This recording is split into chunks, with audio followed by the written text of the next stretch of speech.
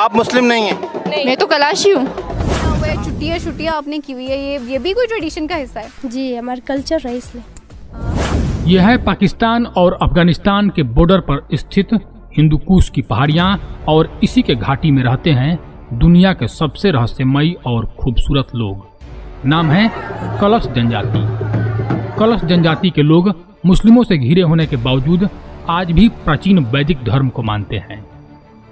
आसपास में सिर्फ मुस्लिम आबादी होने के कारण उधर के मुसलमान कलश लोगों को हिंदू कुश के अंतिम काफिर या ऋग्वैदिक काफिर कहते हैं। 100 साल पहले इनकी जनसंख्या 1 लाख से भी ऊपर थी, लेकिन आखिर क्या कारण है कि इनकी आबादी घटती ही जा रही है और अब घटकर मात्र 4000 के करीब रह गई है। आप इस वीडियो में देखिए कि कैसे एक कलश जनजाति की लड़की मजाक मजाक में बहुत गहरी सच्चाई बोल देती है। पहले तो हमारी तादाद बहुत ज्यादा थी, हम लोगों ने तो पूरे चित्राल में भी 3000 साल हुकूमत की, पर मुसलमानों ने आके बाद में आके जब वो इस्लाम आई तो जब वो आई तो हम लोगों को मार के हम लोग को खत्म कर दिया। ये सच है, ये हिस्ट्री बताती है। मैं इस वीडियो में बताऊंगा कि आखिर कलश ट्राइब्स असल में किस धर्म को मानते हैं, किसकी पूजा करते हैं और किसके वंशज हैं। इसके साथ ही मैं इस जनजाति के बारे में बहुत सारे ऐसे रहस्यमयी बातें भी बताऊंगा जिसे सुनकर आप दंग रह जाएंगे। कृपया अंत तक बने रहिए। कलश लोग पाकिस्तान के चित्राल जिले में रहते हैं। यह क्षेत्र पाकिस्तान और अफगानिस्तान के बॉर्डर के नजदीक है। इनकी संस्कृति इनके आसपास रहने वालों से बहुत अलग है एवं बहुत पुरानी कही जाती है। असल में कलश लोगों की नस्ल के दूसरे लोग अफगानिस्तान के नूरिस्तान में भी रहते हैं। नूरिस्तान में रहने वाले ये लोग पहले पाकिस्तान की कलश घाटी में रहने वालों की तरह ही वैदिक धर्म को मानते थे, लेकिन बाद में उनसे जबरदस्ती इस्लाम स्वीकार करवाया गया। 1890 में अब्दुल रहमान खान नाम के एक आक्रांता ने इस क्षेत्र पर हमला करके यहाँ के लोगों को इस्लाम स्वीकार करने पर मजबूर कर दिया था। उसने यहाँ के लोगों को मुसलमान बनाने के बाद इस जगह का नाम नूरिस्तान रख दिया। नूरिस्तान में रहने वाले ये मुसलमान वैदिक धर्म को मानते थे।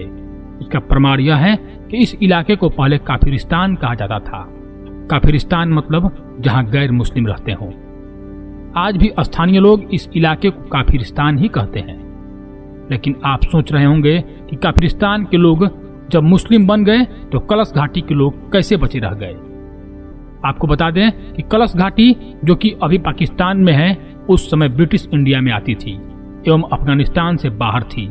इसलिए इस्लामिक आक्रांता अब्दुल रहमान कलश घाटी में रहने वालों को मुस्लिम नहीं बना सका।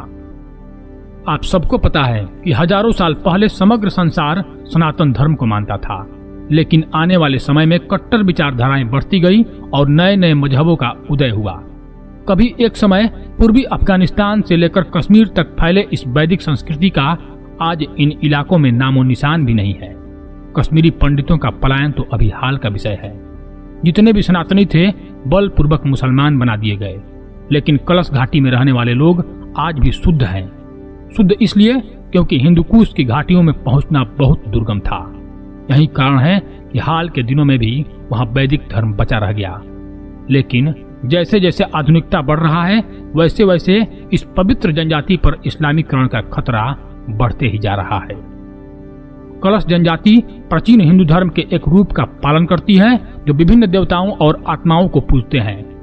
यूनेस्को ने उन्हें 2018 में एक अमूर्त सांस्कृतिक विरासत के रूप में शामिल किया था। वे भारी मुस्लिम पड़ोसियों से घिरे क्षेत्र के एकमात्र बहुदेववादी जनजाति हैं।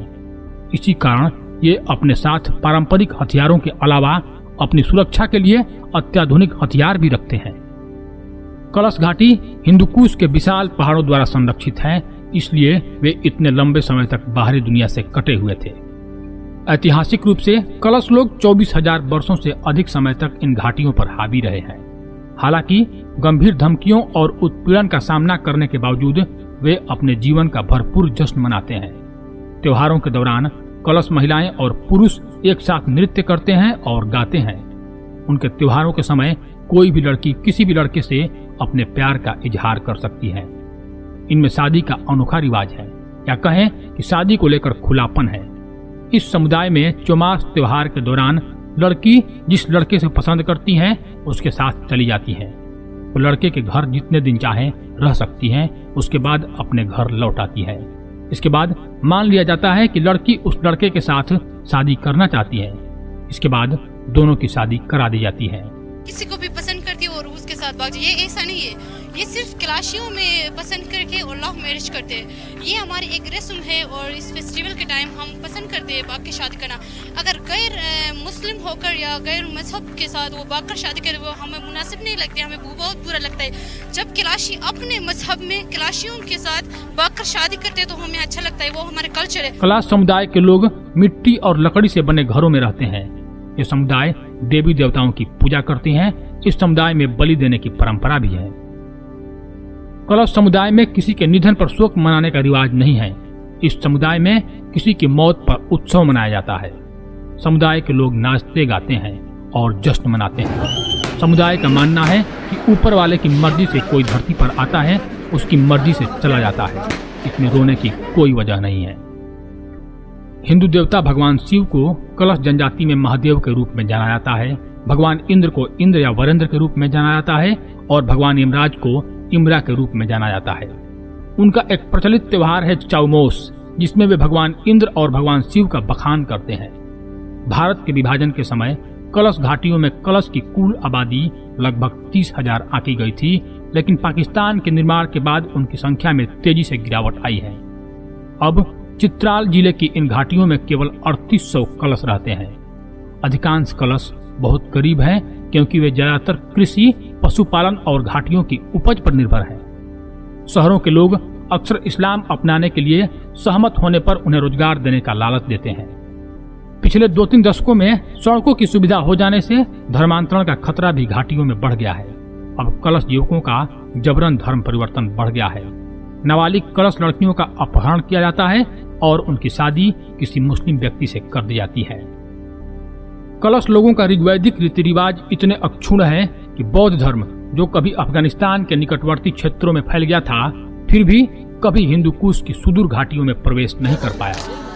कलश घाटी के लोग अपनी ऋग्वैदिक परंपराओं और रीति रिवाजों का पालन करते रहे हैं, लेकिन अब मुस्लिम क्षेत्र में एक सूक्ष्म अल्पसंख्यक समुदाय होने के नाते कलश को जीवन के इस्लामिक मानकों के अनुरूप होने के लिए लगातार खतरों का सामना करना पड़ता है और उन्हें अपने प्राचीन जीववादी विश्वास और उनकी ऋग्वैदिक प्रथाओं को छोड़ने के लिए कहा जाता है।